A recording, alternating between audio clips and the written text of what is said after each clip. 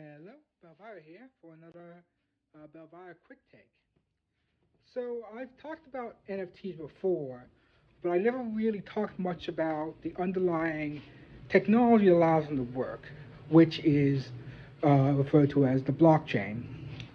And when most people think about the blockchain, most people think about Bitcoin, Ethereum, the various sort of coin markets, NFTs, and a lot of these really sort of these scams, these types of scams are basically these bigger fool scams where everyone is hoping not the last person holding the bag so they can take money from everyone else who came in afterwards. So the real question that one might ask himself is, why is it all scams? Why haven't we really heard of any really big blockchain-based initiatives that aren't scams?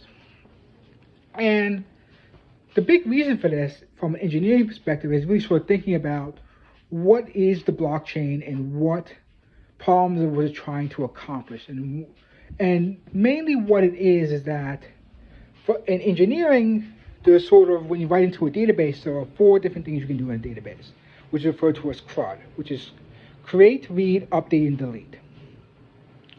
What the blockchain basically does is creating a database that can only create and read. Updating and deleting are not possible because every single update to a blockchain is another create request. It basically appends and creates the data afterwards. This gives you the ability to go back and track every single create that has been created so far on the chain, and so you have this sort of continuous piece of data that where nothing can be deleted, nothing can be updated, everything's always created or read.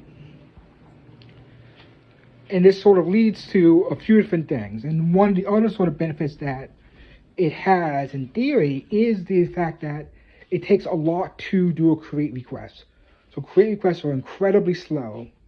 There's a lot of more technical reasons why this occurs. I'm not going to really go into it, but all you really need to know is the fact that creating something is very slow and expensive, which is the reason why when people say this, a lot of the Bitcoins and such are destroying the environment, they're referring to the fact that you need a ton of computers working incredibly hard for incredibly long periods of time to do one create request. However, read requests are perfectly fine. And so this really sort of leads into, back to the real question is, why haven't there been any good implementations for this? And a big reason why is the fact that there's very, very few systems that exist in applications where you would want something that can only be created and read. There's very few systems where you never want to update a piece of data, you never want to delete a piece of data. In addition to this, the very slowness of the application means that you need something where when someone needs to write to it, they can wait a very long period of time. This might be minutes, this might be hours they might need to wait for in order to add a piece of data to it, and the end user does not need to care. And you have people who will put things on top of this, where they have intermediaries or put intermediary actual static sort of databases, or traditional databases, which house requests temporarily before it's written to the blockchain, which sort of defeats the purpose of the blockchain.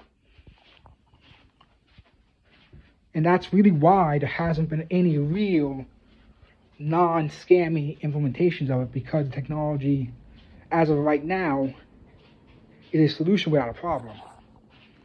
And that's my Belvira's Quick Take.